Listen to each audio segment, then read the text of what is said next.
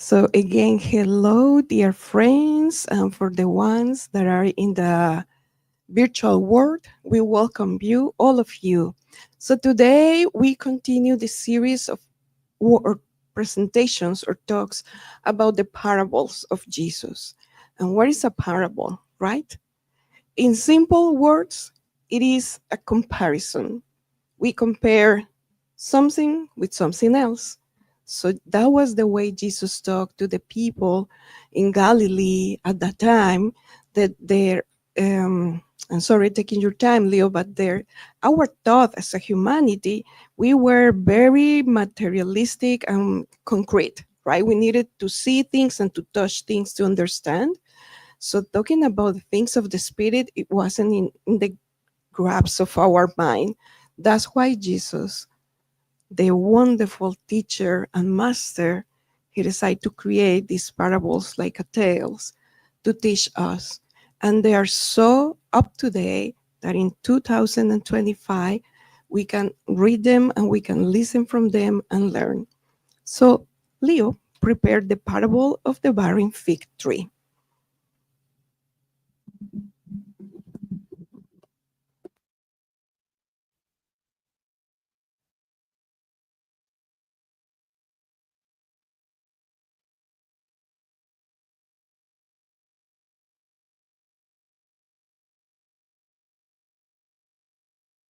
Hello and good afternoon, everyone.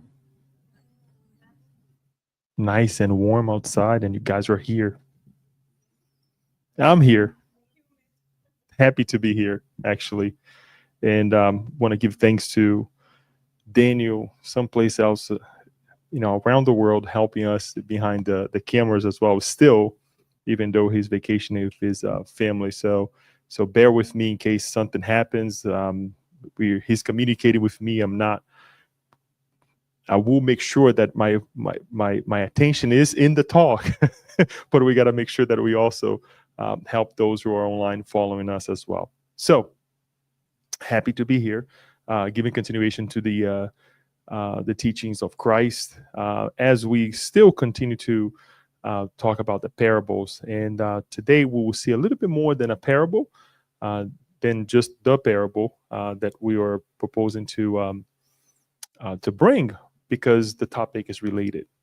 On that note, I would like to ask how many of you have heard of the parable of the barren fig tree? Okay. And okay, all right, a good number, a good number. But if I tell you that, you will be confused, um, and you already are, because what you heard is not the parable. It's okay, because I was also confused as well as we study, as we dive into this idea of the parable of the barren fig tree. And I'm glad that you did start, Alba, with the explanation of what, or reminder of what a parable is. Right? Jesus used the examples of the things, of the environment, of the weather, of the nature of its time, to do what? To make a comparison, to bring a teaching to all of us. And what I would like to do with this, as not to do what we have done in the past, which is to bring confusion with these teachings, but clarification, right? So hopefully we'll get out of here with clarifications more than we are confused. So when we open up for questions, comments, or throughout the talk, if you are confused, stop me. Okay, it's okay. Say, Leo, I'm confused about this, or I have a question about this. It's okay. We may not answer right then and there, but we'll keep it, and we take mental notes for the end for us to um, understand a little bit better, or to clarify your concern. Okay, so the parable of the barren fig tree. Let's dive into the parable so we can see what it is, and hopefully it is what you guys thought it is, instead of what is not. Okay, this parable is only on the Gospel of Luke, chapter 13, verses 6 through 9. The parable is the following. And he told this parable: a man had a fig tree planted in his vineyard, and he came seeking fruit on it and found none. And he said to the vine dresser, Look, for 3 years now, I have come seeking fruit on this fig tree, and I found none. Cut it down. Why should it use up the ground?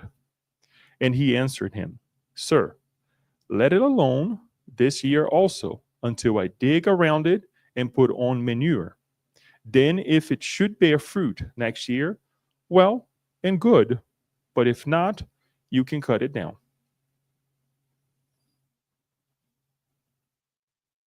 Are we confused? Is it this what you thought you knew? So we are confused, which is good. This is one of the clarifications that we would like to bring. Because again, as we have said, Jesus coming and using of the environment of nature to teach us a lesson, right? What we have seen, and we're going to come back to this, is these two passages of the Gospels of Mark and one in the Gospel of Matthew. This is the moment, and we're going to use some words here that we will clarify a little bit. When Jesus is going by with a group of people, right? And he looks for a fig tree, looking for the fruit, and he finds none. Okay, let's read it real quick. I don't want to put too much attention to this because the main thing is the parable first, and we'll go ahead also utilize of these two passages so that we understand a little bit better. The next day, as they were leaving Bethany, let's go. The first one in Mark, Jesus curses a fig tree and clears the temple courts. The temple courts, forget about it, it's just the fig tree here because it's just a continuation in the Gospel of Mark. The next day, as they were leaving Bethany, Jesus was hungry, seeing in the distance a fig tree in leaf. He went to find out if it had any fruit. When he reached it, he found nothing but leaves, because it was not the season for figs. Then he said to the tree, May no one ever eat fruit from you again. And his disciples heard him say it. And then in Matthew, the Gospel of Matthew, we'll see Jesus cursing a fig tree. Early in the morning, as Jesus was on his way back to the city, he was hungry. Seeing a fig tree by the road, he went up to it, but found nothing on it except leaves. Then he said to it, May you never bear fruit again. Immediately the tree withered. When the disciples saw this, they were amazed. How did the fig tree wither so quickly? They asked. Jesus replied, Truly I tell you, if you have faith and do not doubt, not only can you do what was done to the fig tree, but also you can say to this mountain, Go throw yourselves into the sea, and it will be done. If you believe, you will receive whatever you ask for in prayer. So, many of us, and in many cases, we will see these two moments that Jesus had with the disciples here as the parable.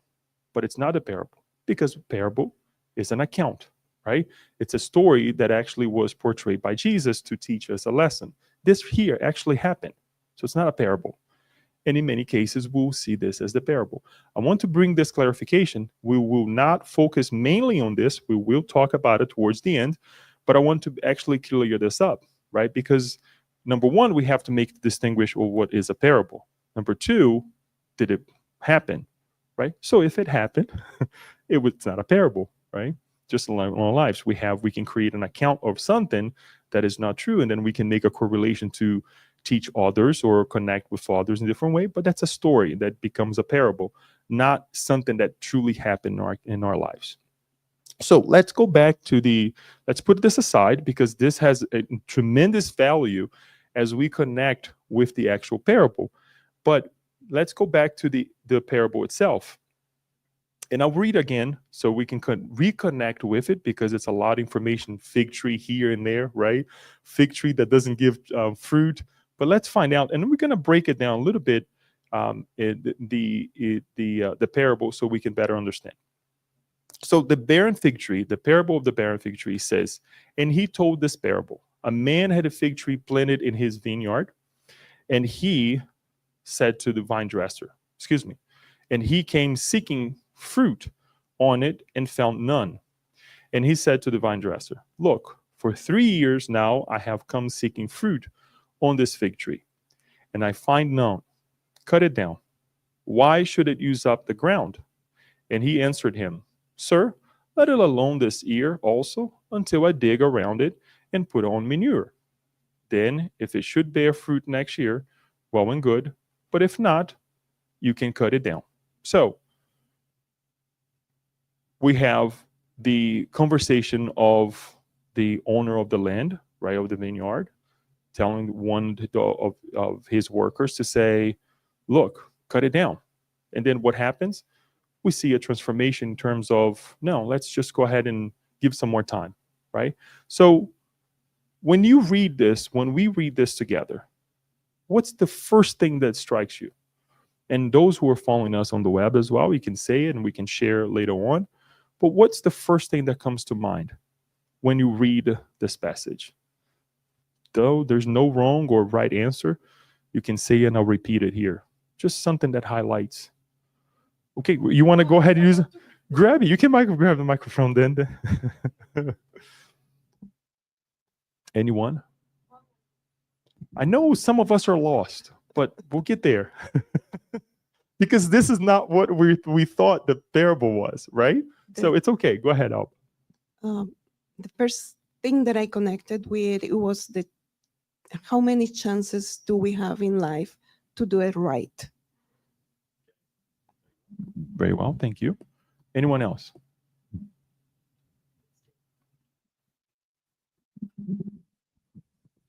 I would say that the one who doesn't want to take the fig tree out, he given time. Maybe some fruits need some more time. Some people need more time to learn something, to do something. I guess gonna be in that way. There's a caveat to it, but we talk about it. Anyone else? Okay, all right. So let us, and if I miss something that perhaps you were thinking or you're feeling about it, that please let me know. And I would love to learn because I'm learning with this as well. But some of these 2 points is very important because one of the things is that we see a tree, right? We know that there is a tree. We know that there is life there, right? We know that it's, even though it needs help, right? It's not giving fruit. It's something, right?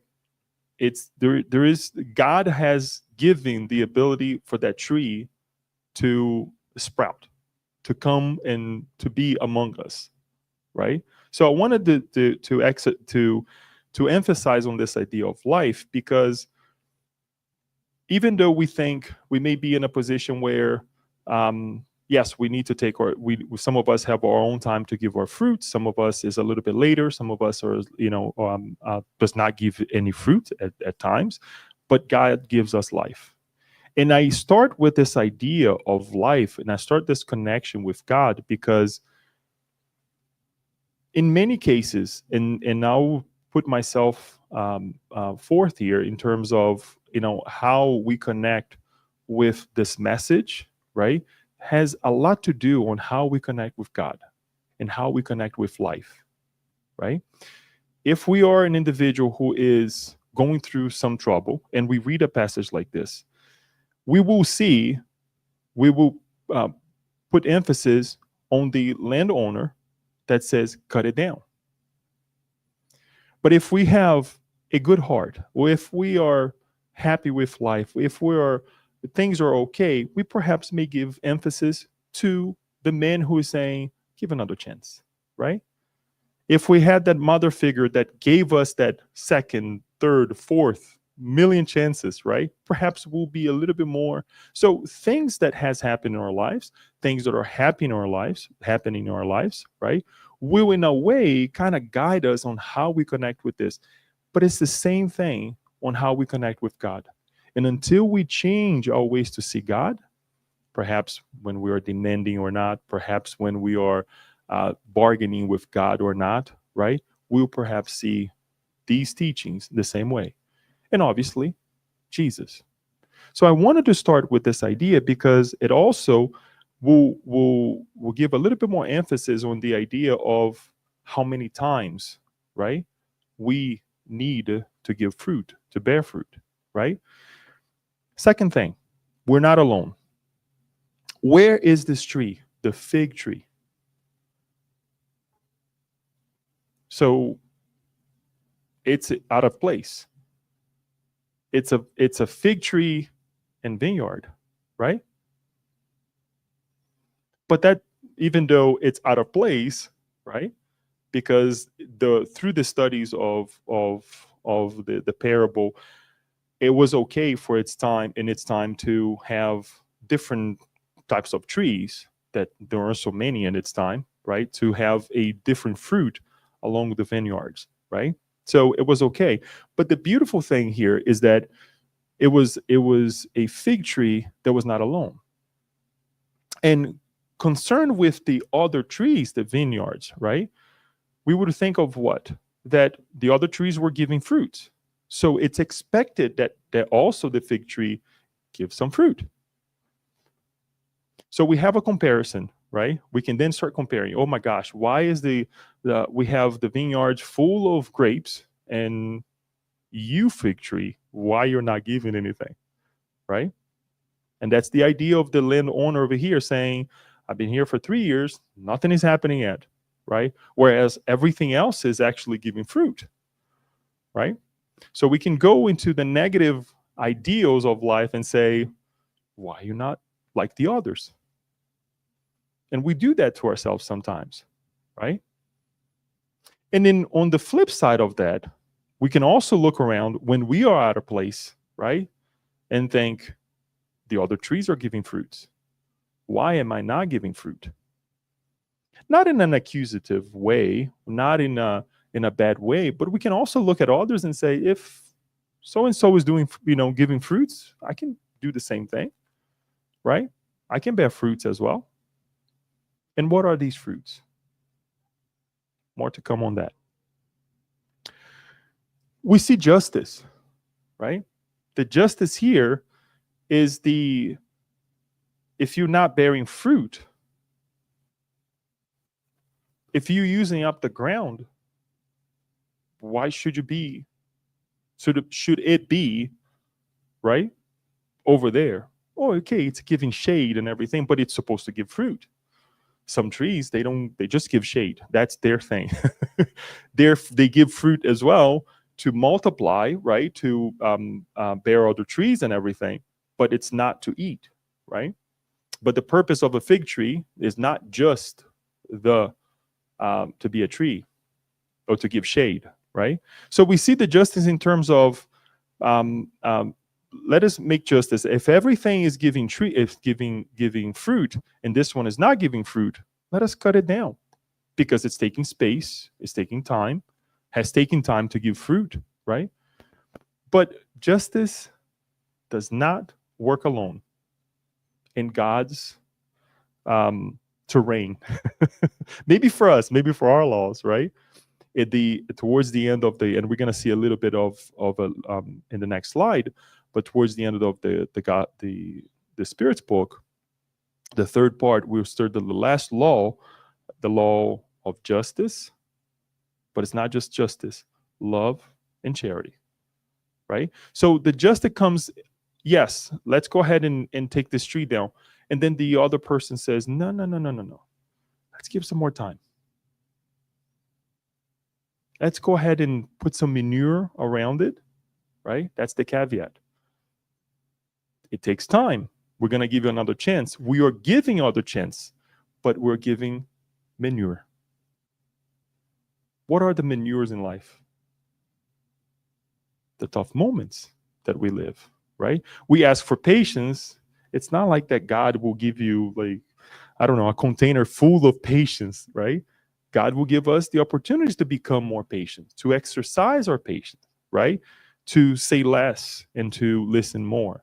God, we ask for happiness, right?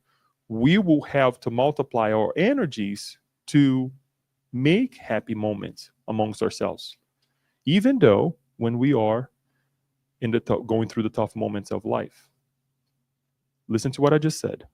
Even when we're going through the tough moments of life, let's connect that with the end. We'll see. You see where I'm trying to get to. So this justice is comes with love. It comes with charity, right? Patience and mercy, which is part of love and charity.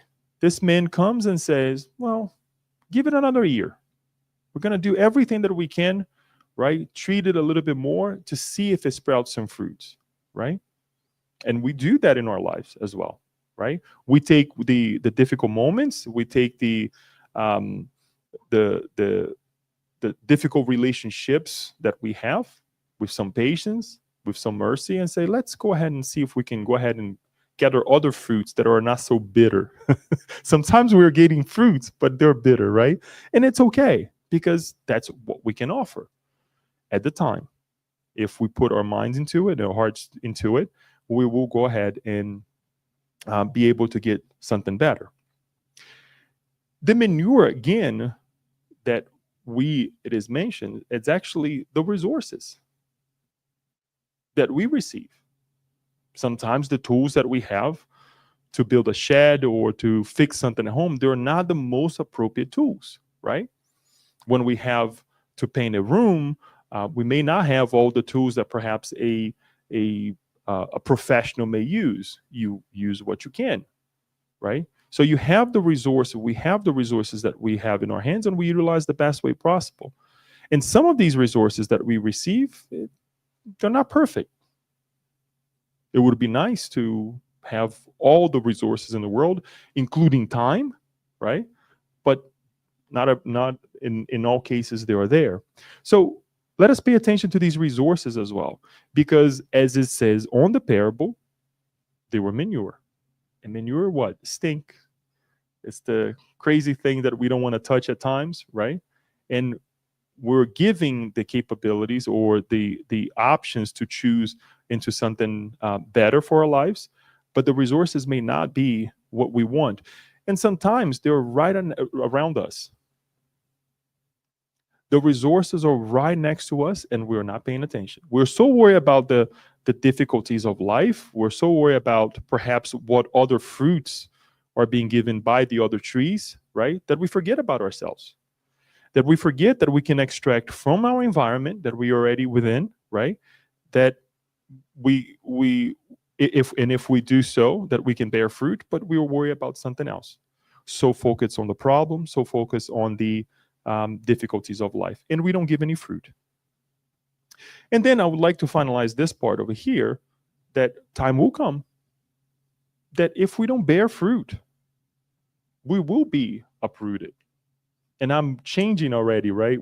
Meaning us being the tree, right? We will be uprooted. But it's not in the sense that somebody will come and cut us. God will come and eliminate us some way or another. And that goes back to the point that we started at the beginning. God gave us life. So if this was a mean God, and if we're predestined to be a fruit that wouldn't bear any fruit, why would God waste his time, his or her time, or its time? Right? Makes no sense whatsoever. So God gave us life, and it's up to us to bear fruit, because God wants us to be plenty. God wants us to be helpful, resourceful, whatever we want to call, right? So we have to bear fruit. We're here to multiply ourselves the best way possible. But it will come a time where if we're not connecting with the environment, and that's why we also mentioned that we're not alone. If we're thrown in an environment that the other trees, right, are giving fruits and we are not, it's not that we're going to be excluded, but us excluding ourselves. And sometimes we do that already, right? Oh, I'm not capable, right? Or I'm not entitled. And I'm talking about entitlement in the sense that we know within that we have the energy, the support within ourselves or around us, but we don't want to work. We don't want to put the sweat into it. So the time will come that our minds, we're going to be telling ourselves so much that I'm not capable, or that I'm not part of this group of trees giving fruits, that I'll exclude myself, and I will be called into other positions or other considerations that I would be dealing with people just like me. When we read and this is a little bit of an unfortunate comparison, but when we read about individuals who make choices in life to put to rest the physical body, where do they find themselves? With those who chose the same thing. When we choose life, we connect with individuals who choose life. When we choose to be righteous, yes, there will be many that will come to us and say, "Oh, why are you taking this road? Why are you doing this? Why are you doing that?" But most likely, will we be connecting with individuals who choose to be a righteous person as well? And I'm not talking about being perfect, but our connection with the environment will depend on us. Because we need to, at least for me, to change this perception that of this mean God, or perhaps as we saw on the other teachings of Christ, that Christ cursed the tree. The tree did not want to give any fruit, so it's a choice, right? We'll talk more about it because, as some of you remember, it was not the time to give fruit yet, but we'll get there, right? So time will come that perhaps we will be called into something else. Anything that I did not cover in this passage that might have struck your heart or your mind that we did not cover. And again, those who are following us online, please write your comments, or perhaps if you have a question as well. It's good to interact as we're going along as well. We have a parable that is, in comparison to others as well, it's saying, let us give fruits, let us multiply what's inside of us. It is the justice of God through reincarnation, through the different opportunities that we have to connect with one another, to look at our environment, and to bear fruits, right? And to be a fruitful individual. So now, oh, excuse me, I forgot one element right here, and we already mentioned a little bit. It's not just a tree, and that would be to all of us, right? We are not just a tree, meaning we're not just here to give shade, right? To have plenty of leaves, right? We're supposed to give fruit. And this is the point of making a choice of living a mediocre life, and forgive my word, because and this is, again, I'll take this very seriously in terms of, I don't want to just be a tree, right? I don't want to just do it. And we were talking about this at work at the other day. I don't want to just go to work and do whatever I have to do. I'm going to do it with intention. I may not do the best way possible, but I'll put an intention to it, right? When we're here, we put our intention to it, to whatever we're doing. When we're studying together, when we're eating with our family members, right? We put our intention to it. Don't just be a tree. Don't just be there, because otherwise it would just, we're just taking up time. The 3 years that he's talking about here, right? So let us, the calling is for us not just to, okay, I just say reincarnated. Well, what is my purpose? Ask. We may not know. And the purpose will change for sure, right? Depending on where we are in life or with those who are within. And perhaps in a specific moment, things will be very different, right? And our purpose are different for sure, thank God, right? But the idea is for us to grow and not just be a tree, right? Because this is what was being expected by the land owner to look at a tree that is for the past 3 years it passed by and nothing happened, and it's like, okay, when you're going to give some fruits, right? So the calling again is not just to be a tree, it's to be more than that. So let's go back to the two other passages that I brought, and again, I don't want to confuse anyone, but to now actually let me take a step back. I don't want to confuse anyone, but I want to use those two passages as well to clarify a couple of things. In the Spirit's book, before we get there, there are two questions through the as we study the divine laws.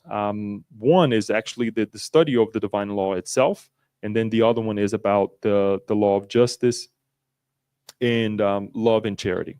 Question 648, Kardec asked the spirits, what do you think of the division of natural law into 10 parts, covering the laws of worship, labor, reproduction, preservation, destruction, society, progress, equality, liberty, and lastly, the law of justice, love, and charity?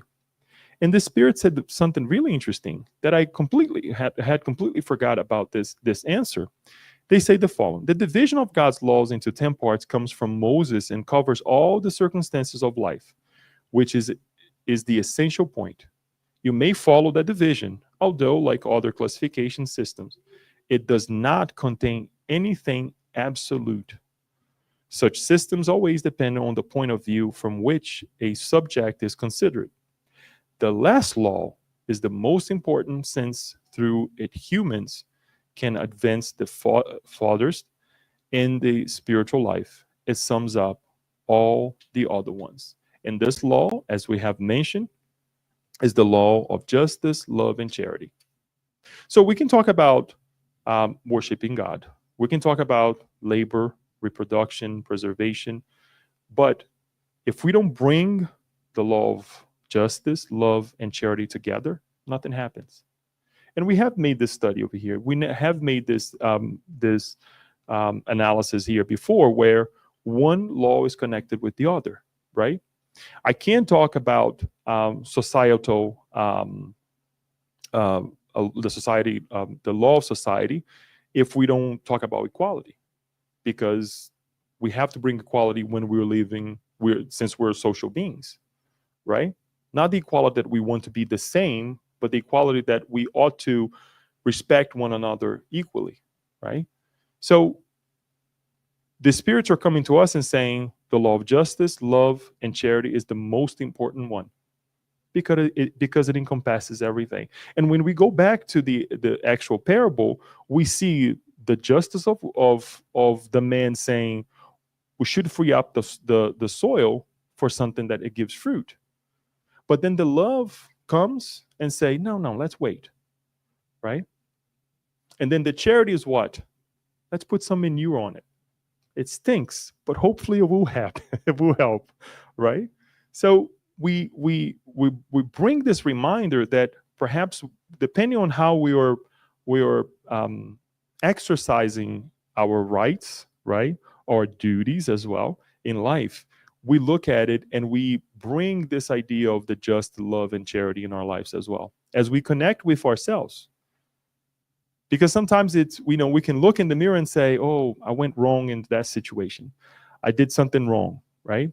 And then we say, let me be a little bit love and kind as well. I did not know any better, right? Perhaps in the next time, the fruits that will come out of the next situation will be better. So what is the true meaning, on question 886, what is the true meaning of the word charity as Jesus understood it? And this is, again, the law of justice, in the study of the law of justice, love, and charity of part 3 of the Spirit's book, chapter 11. The spirits answered: benevolence towards everyone, indulgence towards the imperfection of others, and forgiveness for offenses. The man who came again and said, let's give some more time, was he acting accordingly? Yes. Perhaps the landowner did not see it that way, very rational, right? But he was not being benevolent, indulgent, and then forgiving, right? It's okay. It's been 3 years, but we're going to try something else, right? Kardec comes and says the following: love and charity supplement the law of justice, because loving our neighbors is to do them all the good possible, all that we would wish to be done to ourselves. Such is the meaning of Jesus' words, love one another as brothers. Now, let's bring a curveball to all of this. And this is the part that I will confuse you a little bit to hopefully clarify some things. And we still good with time. So I'm glad that we got to this part, and we still have time. Jesus comes to the tree looking for fruits, right? And then what does he find? He found a tree that was just leaves. I'll read it again. The next day, as they were leaving Bethany, Jesus was hungry. Seeing in the distance a fig tree in leaf, he went to find out if it had any fruit. When he reached it, he found nothing but leaves, because it was not the season for figs. Then he said to the tree, may no one ever eat fruit from you again. And his disciples heard him say it. Very difficult, extremely difficult to understand the behavior of the master when it's not time for the tree to give fruit. And he says something to the tree, and the tree dies. On the other gospel, the Gospel of Matthew, early in the morning, as Jesus was on his way back to the city, he was hungry. Seeing a fig tree by the road, he went up to it, but found nothing on it except leaves. Then he said to it, may you never bear fruit again. Immediately the tree withered. When the disciples saw this, they were amazed. How did the fig tree wither so quickly? They asked. Jesus replied, truly I tell you, if you have faith and do not doubt, not only can you do what was done to the fig tree, but also you can say to this mountain, go throw yourself into the sea, and it will be done. If you believe, you will receive whatever you ask for in prayer. Sorry about reading this again, but I want to make this distinguished, and I want to make sure that we connect with this message. On the first one, as already mentioned, we see the clarification that it was not time for the tree to give fruit, and Jesus said something to the tree. On the second one, that is not mentioned, but then it's used to teach us about what? Faith, right? That when something is said, it will happen if we have faith, right? So I want to take Kai Bashuta here teachings in his from his book, the Jesus. I believe this is, I'm paraphrasing now. These are Jesus' teachings of the parables, and some other studies as well that he does. That in a scientific way to analyze this, dealing with the master, having the master in heart, we would think that, at least to me, that is a plausible idea, that Jesus looked at the tree and was able to analyze the tree and the constitution of the elements on that tree, and he saw that that tree was not going to give any fruit. And Jesus was able to say, nobody will eat from you ever again. That's the scientific explanation, right? But when we look on a philosophical, from a philosophical perspective, what do we see? That the tree only gives fruit when it wants, when it's time to give fruits. And it's okay, right? We can't have trees giving fruits throughout the year here in the US because it's super cold. It's not going to happen. But the idea is for us to look at it and say, wait a minute, do we give fruits only when we want? When the environment is appropriate, then we're happy, right? What about when the environment is not happy? Kids are screaming, right? For those who have small kids, right? When the boss is not cooperating, when we don't have money, are we giving fruits? It's tough, isn't it? It's really difficult. And it's a calling for all of us to look at this and say, not only a connection with the parable, right? But also seeing Jesus coming and saying, you will not bear any more fruit, right? Let us use that energy for something else, right? For another tree, perhaps, that was to grow in that environment, right? That perhaps that tree will give fruits. What happens to a tree when it dies, right? The elements just disappear in space? No, it is utilized by the soil, right? Through the soil for other trees, for other elements, for other animals, and so on and so forth, right? That will be eating those elements of that tree. So there is a purpose. There is a purpose on the continuation of what we see here as a destruction, right? And this is one of the moments that I connect with some of these messages, and I look at Jesus and I'm like, why is Jesus cursing? And I talked to some of our friends about this idea of curse, but is it really a curse? What do we do with the things at home, hopefully? What do we do with the things at home that for 3 years, using the parable, we haven't used yet? We give it to somebody, right?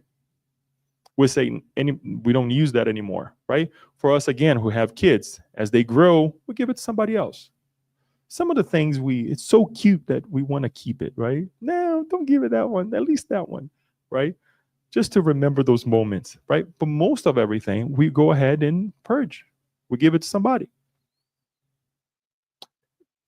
What about the old thoughts of that we have inside of us? We try to replace them automatically. Whenever we're feeling through, we connect with something of the past that is not so good for us, we try to connect with something else. We're changing the environment, right? Because it has hit us so many times that it's like, I can't take this anymore. I don't want to think about this anymore. Right? I'm going to move on, right? So it's the same thing for when it comes to the decision of the master saying, let's change the environment, right? Let us be then this tree that is giving fruit, but not only when we want, but when others are asking. If somebody comes to our home and say, I'm hungry, what would you say? Well, it's not time for dinner yet. No, you're going to offer something to the person. Well, I'm thirsty. Just because it's not time for dinner, we're not going to offer anything for that individual. So how would it be different in our lives?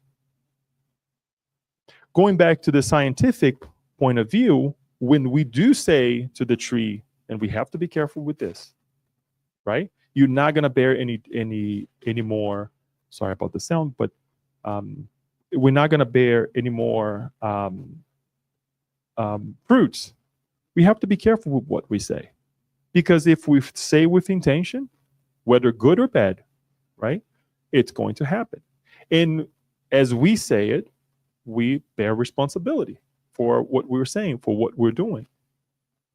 So the teachings here, it's not just for us to be the tree, not just for, even though it's a beautiful tree, the second picture that we are posing here, even though it gives shade, let us just not be the tree, right?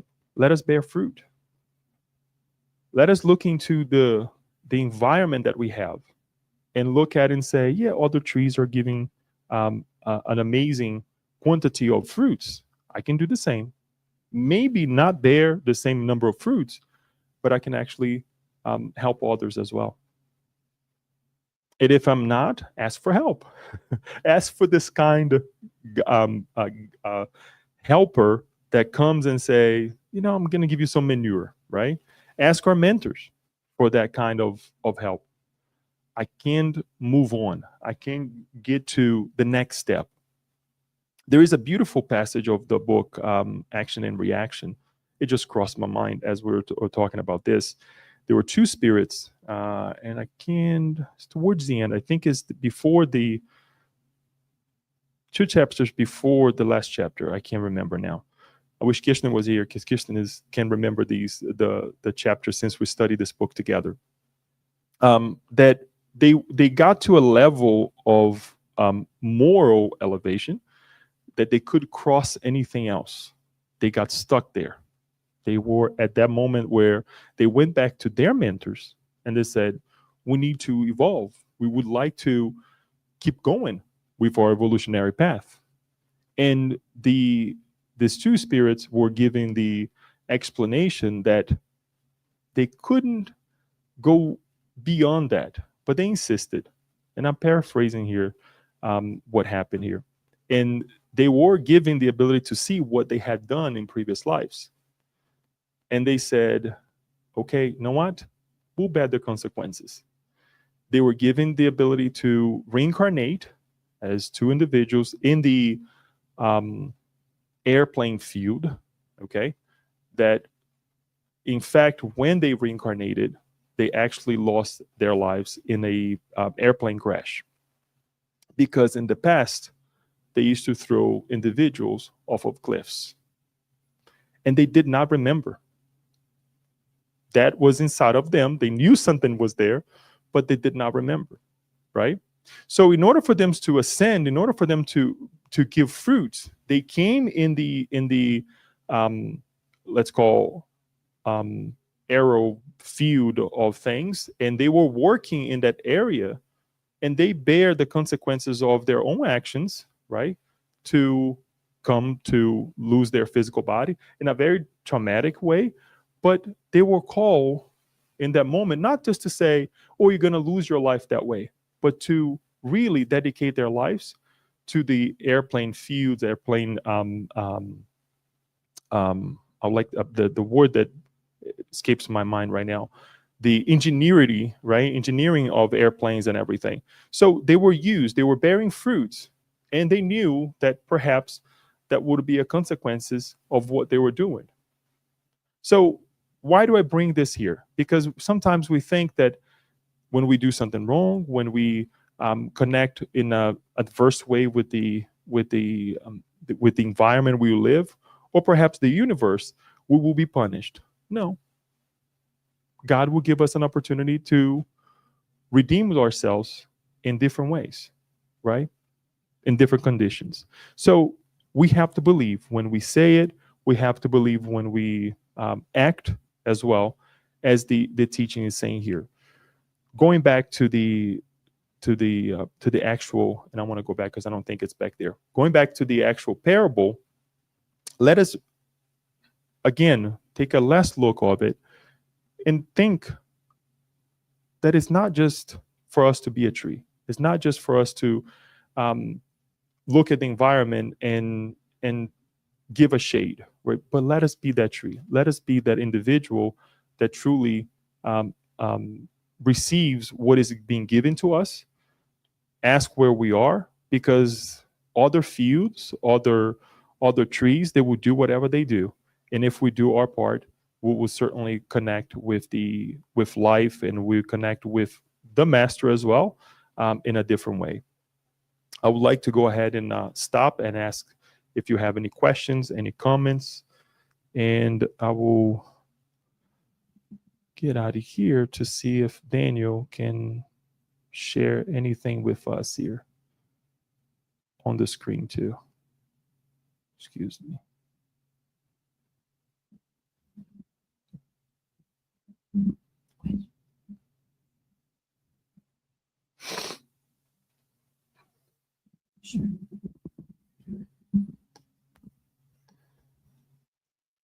I think I have a question. Go ahead.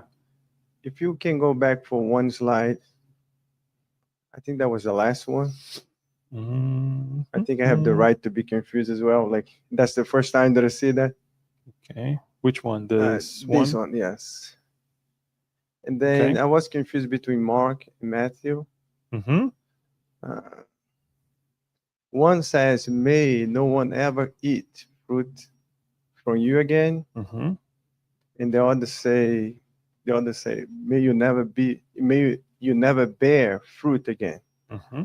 which is kind of different meaning, right? I can, I may have, let's say, fruit to provide, but nobody's gonna come and eat my fruit, right? The other one says, "I will never be able to provide fruit." I don't know I don't know actually what is the difference between both. I don't know if that was how Mark perceived that saying from Jesus, and Matthew understand a different way. Can you clarify that? What is the difference if I'm seeing something different or I'm just confused? Very well, thank you. And this is one of the things that we, much like the highlight of these two passages here, they're not parables, and they are confused as parables, just as we were. There's a lot of what you, number one, what you just mentioned. This is how Mark perceived it, and the other way, that's how Matthew perceived it. The other thing that we have to take in consideration that these texts were copied a million of times by different people. So for us to get the I would say down to the T, what truly Jesus said is very difficult.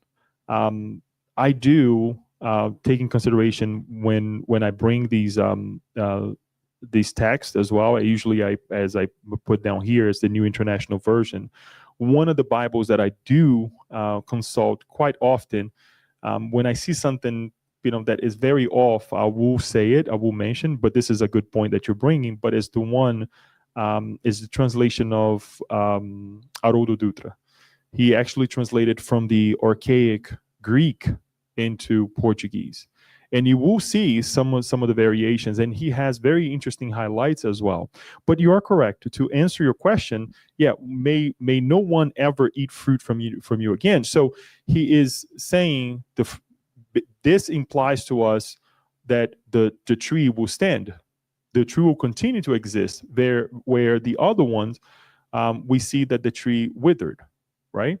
So we also have to take in consideration here, connecting with the beginning of my explanation, is that these individuals saw the teachings of the master completely differently.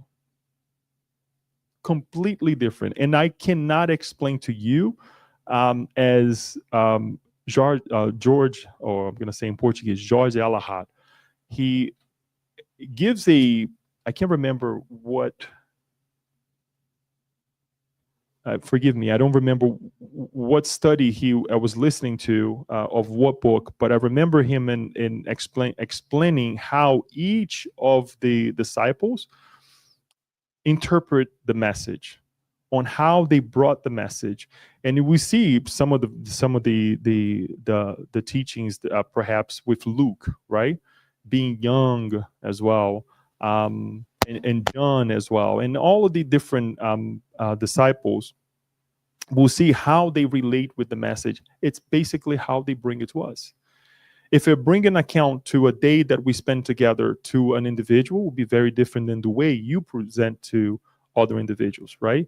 If I give you a message, right, and if I whisper that there is a game, right, when you whisper on somebody's ear something of a phrase and you pass that along, by the time it gets to the last person, guess what? It will be altered, right? But this is a good point. The main thing that I would like to ask is that when we read this, we do this, but we take the essence, right? And the essence is what? A tree that is not bearing fruit, right?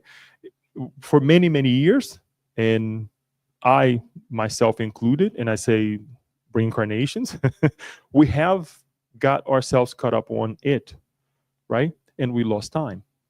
And perhaps we dug so much into a situation that was not appropriate, or a word or a group of words, right? That was not, oh, this is wrong or this is right, or should we say it this way, that we cause more confusion. And that's why at the beginning, I was very confused that I would not create more confusion on you. And I do not want to do that again, especially with the master's teachings, because it is to free ourselves, not to create more confusion.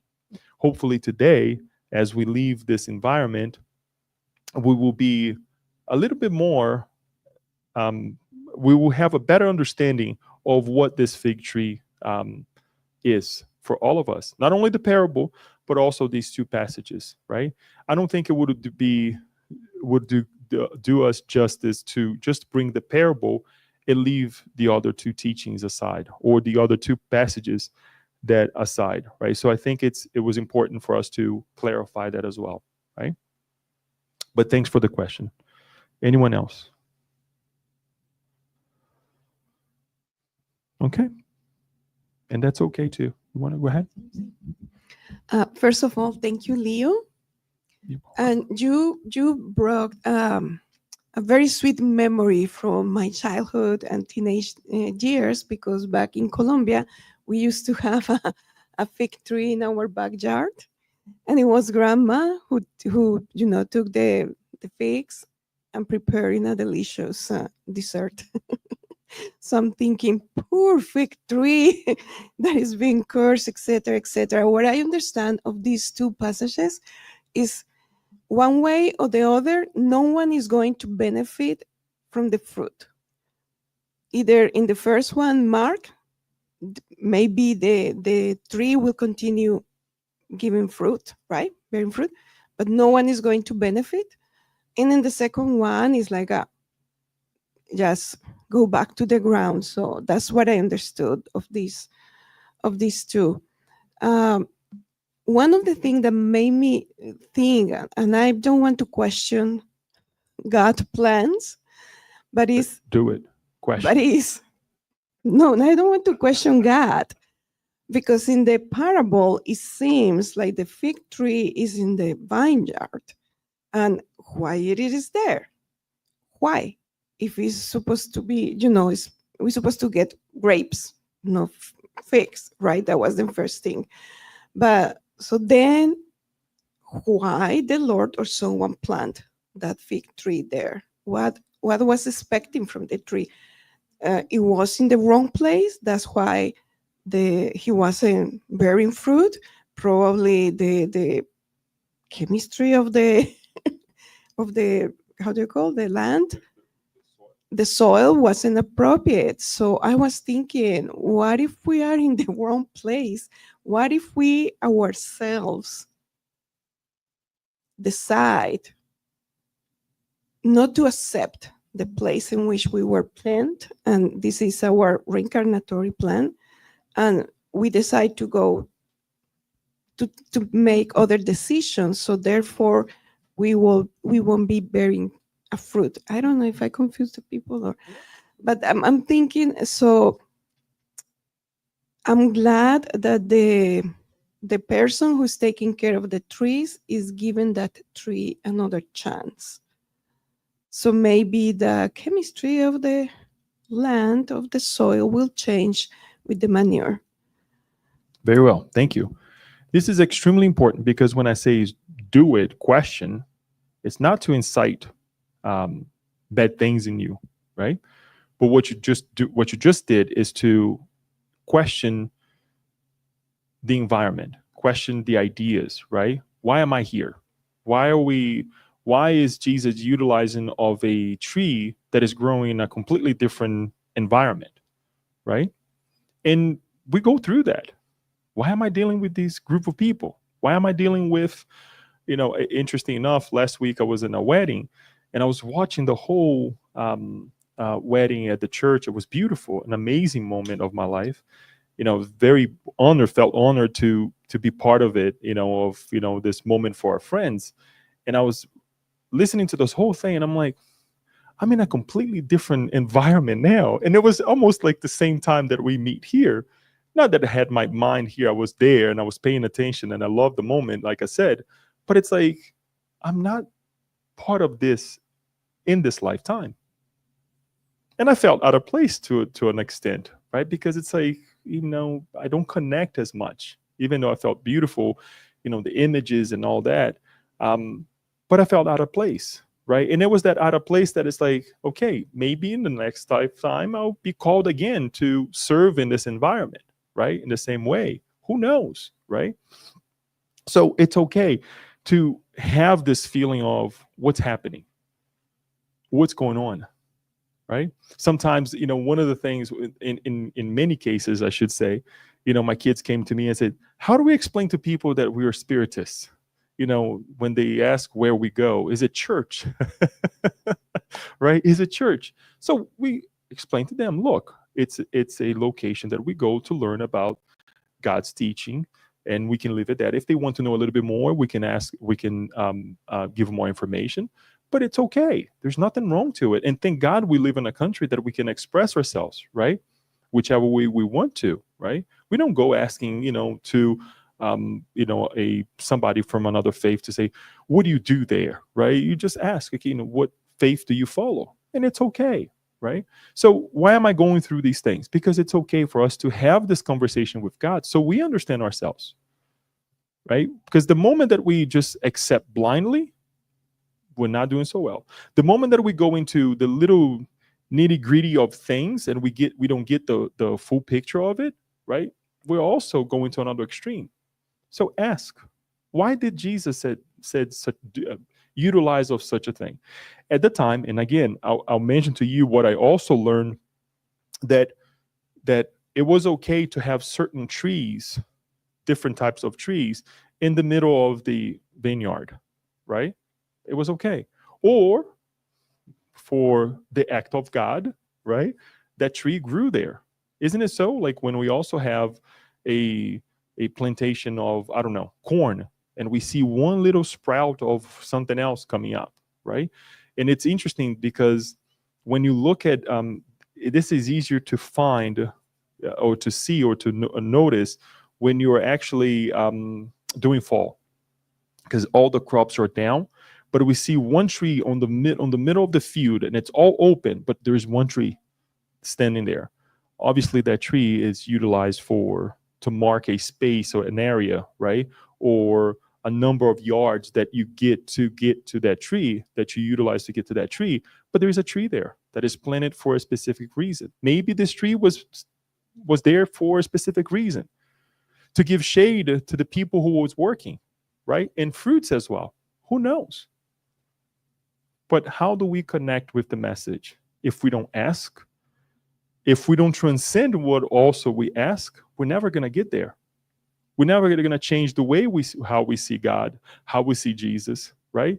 And then we live by the games of every single day, right? If I feel this way today, when I read this passage, yeah, I feel good about it. But when things are not doing so well, when I read these teachings, I only see the guy trying to uproot the tree. So I'm glad that you asked. Hopefully that answers your question. And I can answer to you what fruit do you have to bear, right? The beautiful thing is that you connected with your grandmother.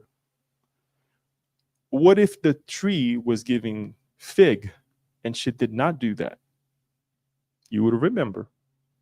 But she also took the time to go get the figs and to make something even sweeter, right? Figs are not sweet, right? They're not that sweet. So, but she transformed into something amazing sweet, right? I never, Yeah, they're bitter. So, she made it even better, right? So it's important for us to look at these things, that even the bitter fruits of life, what do? Squeeze it. Let's make it, a nice juice, right? And get the best of it. So I don't think we have any more questions from the web. I'll just confirm here with Daniel, and he will be probably answering me soon here. Technology is amazing, isn't it? Look, beautiful fruits from technology. No question. Thank you, Daniel, and thank you again. With that, folks, let us conclude this evening's presentation. Then, hopefully, we will leave this room with a lighter heart of all these three passages. We know what the parable is. We know what these two other passages is. Jesus did not curse anything in a negative way. Die. No, Jesus did not say that. But to teach us to be faithful, right? But also to give fruits, not when we want, right?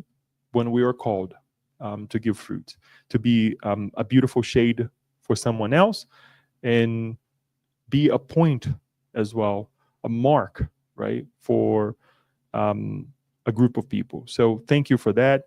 We would like to pass on for the second part of our meeting tonight, and we'll say a visualization and connect with one another that way. Yeah, thank you. In lieu of the passes.